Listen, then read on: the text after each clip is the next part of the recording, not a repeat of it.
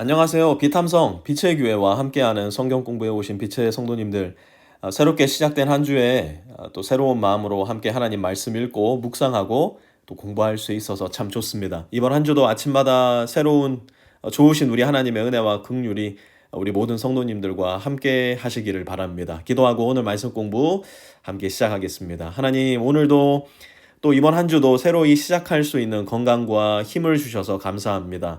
여전히 뜨거운 텍사스이지만 이 뜨거운 날씨 속에 지치지 않도록 우리에게 부어주시는 영생의 시원한 생수, 오늘 말씀 공부를 통해 마실 수 있게 도와주시고 그 생수 시원하게 들이켜 오늘 하루를 또 이번 한 주를 살아갈 수 있는 세임과 능력을 우리 모든 성도들에게 허락하여 주시옵소서. 예수님의 이름으로 기도합니다. 아멘. 어제 우리는 고린도전서 9장 말씀 함께 공부했는데요. 눈치채신 분들이 계실지 모르겠지만 9장 끝부분을 제가 설교하지 않았습니다. 24절에서 27절 말씀 제가 어제 남겨놓았었는데요.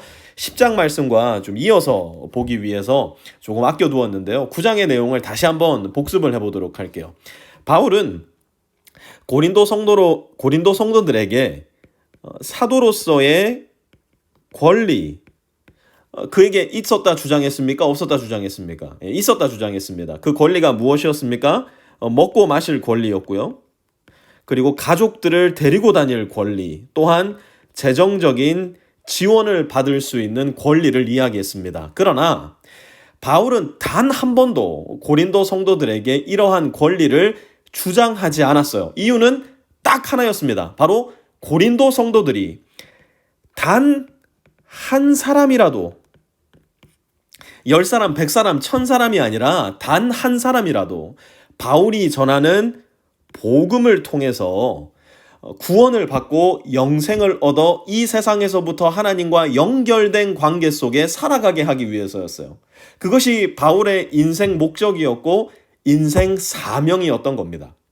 바울은 이 일을 잘 해내기 위해서 고린도 성도들이 가져야 할 멘탈에 대해서 이야기를 해주는데요. 고린도 사람들에게 매우 익숙한 스포츠 비유로 설명을 이어나갑니다. 9장 24절부터 한번 볼게요.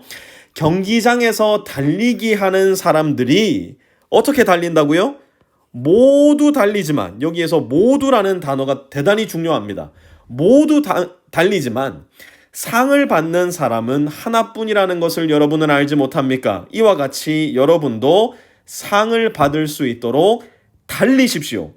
경기에 나서는 사람은 모든 일에 절제를 합니다. 여기에 모든 일이라는 말이 중요합니다. 그런데 그들은 썩어 없어질 월계관을 얻으려고 절제를 하는 것이지만 우리는 썩지 않을 월계관을 얻으려고 하는 것입니다. 그러므로 나는 목표 없이 달리기를 하는 것이 아닙니다. 나는 허공을 치듯이 권투를 하는 것이 아닙니다. 나는 내 몸을 쳐서 굴복시킵니다. 그것은 내가 남에게 복음을 전하고 나서 도리어 나 스스로는 버림을 받는 가련한 신세가 되지 않으려는 것입니다. 아멘. 여러분, 예수 믿는 사람의 삶 가운데 가장 비참하고 가련한 모습이 무엇일까요? 나는 남에게 복음을 전하는 삶을 살았다 생각했는데 나중에 보니 나 스스로는 버림을 받는 가련한 신세가 되는 것이 가장 비참하다는 거예요. 그런데 이 가련한 신세, 버림을 받은 모습에 정확히 일치하는 한 사람, 사실은 한 사람이 아니죠. 한 민족이 있었다고 바울은 말하며 10장을 시작하는데요. 이 한 사람, 한 민족의 정체는 누구일까? 10장 1절 한번 봅니다. 형제자매 여러분, 나는 여러분이 이 사실을 알기를 바랍니다. 우리 조상들은 모두 구름의 보호 아래 있었고 바다 가운데를 지나갔습니다. 아멘. 우리 조상들 누가 구름의 보호 아래 있었고 바다 가운데를 지나갔다고요? 모두 구름의 보호 아래 있었고 바다 가운데를 지나갔다는 거예요. 9장의 말씀과 연결하자면 이스라엘 민족 모두는 경기장에서 달리는 선수로 나섰다는 거예요. 2절도 이어서 보세요. 이렇게 그들은 누가요? 모두 구름과 바다 속에서 침례를 받아 모세에게 속하게 되었습니다. 3절도 보니까요. 그들 중에 누가요? 모두 똑같은 신령한 음식을 먹고 4절도 보니까요. 모두 누가요? 모두 신령한 물을 마셨습니다. 그들은 자기들과 동행하는 신령한 바위에서 물을 마신 것입니다. 그 바위는 그리스도였습니다. 아멘. 이스라엘 민족 중 누가 구름의 보호를 받았다고요? 모두요. 이스라엘 중에 언제 누가 바다 가운데를 지나갔다고요? 모두가요. 이스라엘 민족 가운데 누가 신령한 음식을 먹고 신령한 물을 마셨다고요? 모두가 그러한 일을 경험했다는 거예요. 그런데 언제 이들은 이러한 경험을 하게 되었을까요? 그들이 출애굽하였을 때, 그들이 엑소더스를 경험했을 때, 이집트의 노예 신분에서 하나님의 은혜로 말미암아 자유를 누리게 되었을 때, 그들은 도저히 믿기지 않는 하나님의 기적을 경험했고요. 기적의 은혜를 누리는 사람들이 되었어요. 이제 그들은 더 이상 노예가 아니라 자유인이 되었던 것이에요. 그런데 이스라엘 민족들은 그들이 얻게 된 그 자유로, 그들이 누리는 그 은혜로 무엇을 하였습니까? 구약 성경을 조금이라도 아시는 분들은 아마 그 내용을 잘 알고 계실 텐데요.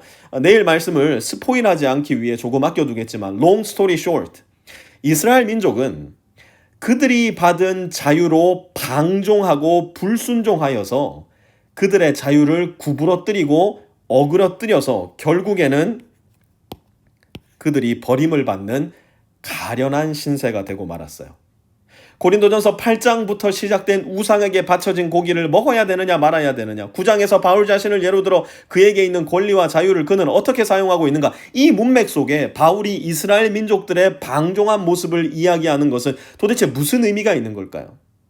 우리가 아무리 오랜 시간 동안 신앙생활을 했다 하더라도, 내가 아무리 많은 경험, 하나님의 구름 보호 아래 있었고 바닷속에서 침례를 받았고 신령한 음식을 먹고 신령한 물을 마셨다 하더라도, 어디 세워놓으면 1시간, 2시간은 기본으로 내 신앙 강연을 할 만한 실력이 내게 있다 하더라도, 만약 내가 하나님께서 나에게 허락하신 그 자유를 오직 나만을 위해 사용한다면, 그 자유가 하나님의 말씀과 뜻 안에 서 있지 못하다면, 그 자유로 나와 너를 유익하게 하지 못하고 하나님과 이웃을 사랑하는 일에 내 자유가 쓰이지 못한다면, 다시 한번 우린 어떤 신세가 된다고요? 나 스스로가 버림을 받는 가련한 신세가 될 수도 있음을 기억해야 한다는 겁니다. 오늘 하루 저와 여러분에게 주어진 자유, 세상을 향해 하나님의 사랑을 보여주고 나눌 수 있는 나의 자유로 저와 여러분은 무엇을 하며 살아가야 하겠습니까? 혹시 내가 오늘 만나는 사람들 가운데 나를 통해 복음의 복, 하나님의 아름다우심과 은혜로우심을 보고 느끼고 경험해야 할 사람이 있지는 않을까요? 그 진정한 자유를 마음껏 사용하실 수 있는 저와 우리 모든 빛의 성도님들, 그래서 나 스스로 버림을 받는 가련한 신세에 이르지 않는 끝까지 경기를 완주할 수 있는 저와 여러분 되실 수 있기를 주님의 이름으로 축원합니다. 하나님 감사합니다. 우리에게 주신 자유로 방종의 삶을 사는 것이 아니라 또 다른 누군가를 죄와 죽음의 권세에서 자유롭게 풀어놓아 줄 수 있는 복음의 복에 동참하는 인생 살아가는 우리 모든 빛의 성도 다 될 수 있도록 하나님께서 은혜 베풀어 주시옵소서. 예수님의 이름으로 기도합니다. 아멘.